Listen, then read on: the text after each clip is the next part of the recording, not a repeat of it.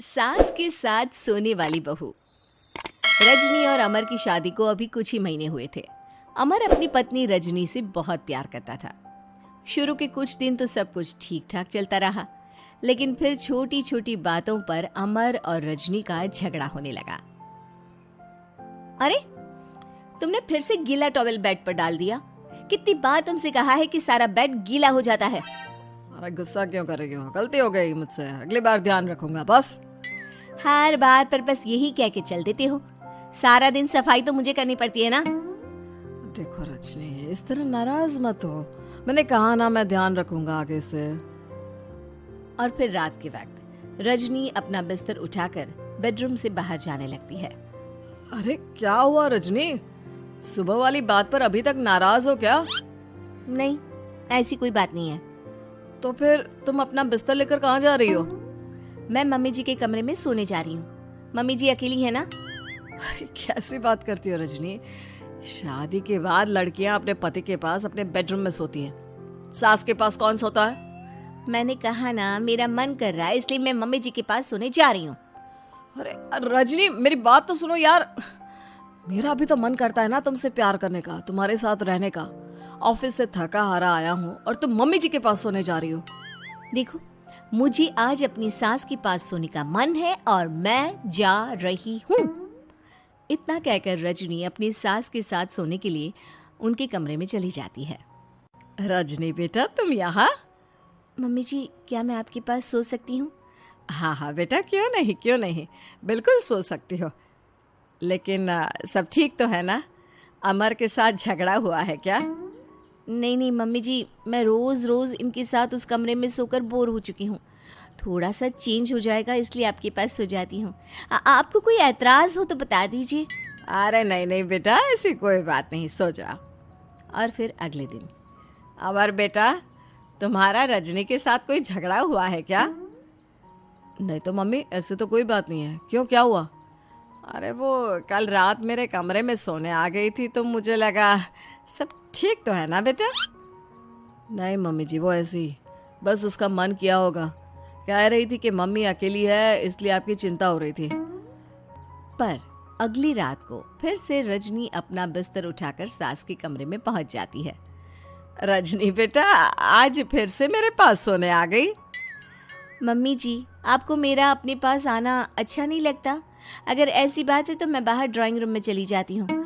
अरे नहीं नहीं बेटा, ऐसा कुछ नहीं है। पर अमर अपने कमरे में अकेला होगा ना? अरे तो वो कौन से 6 महीने के छोटे दूध पीते बच्चे हैं, उनको डर थोड़ी ना लगता है। इतने बड़े हो गए हैं, 1-2 दिन अकेले सो लेंगे तो कुछ बिगड़ नहीं जाएगा। और इस तरह फिर तो ये रोज की बात हो गई।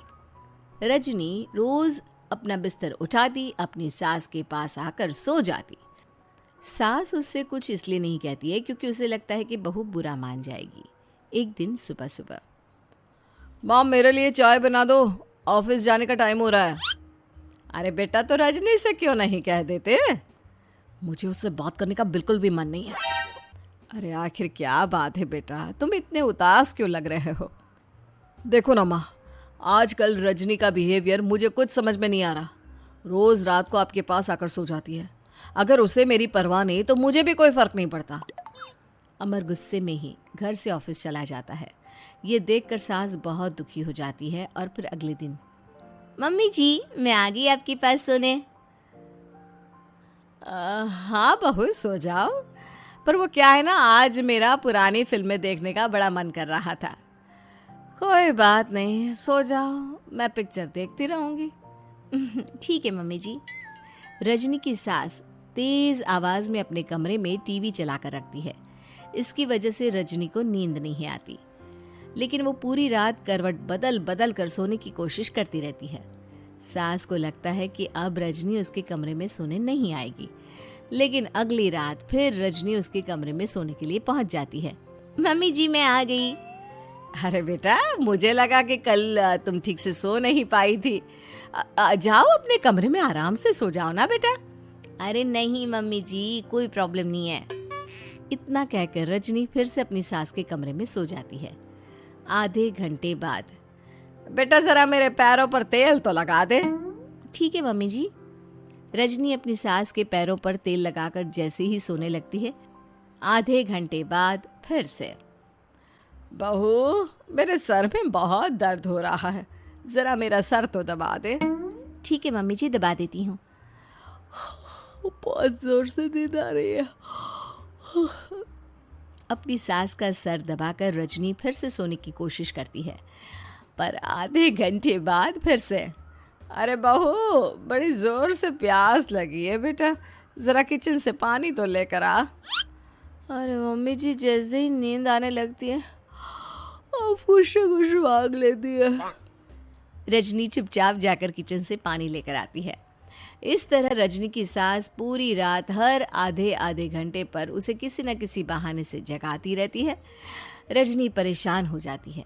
सास को लगता है कि इस बार वो उसके कमरे में सोने के लिए बिल्कुल नहीं आएगी, लेकिन अगली रात फिर से रजनी वहाँ पहुँच जाती है। मम्मी जी, आज मैंने आपकी दवाई, पानी सब कुछ लाकर रख दिया है।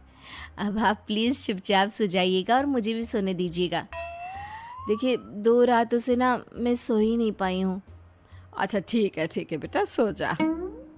थोड़ी देर के बाद रजनी की सास बहुत ज़ोर ज़ोर से खर्राटे लेना शुरू करती है।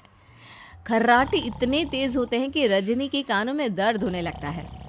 हे भगवान, मम्मी जी को क्या हो गया है? क्या करूँ, कहाँ जाऊँ मैं? परेशान होकर रजनी वापस अपने कमरे में जाती है।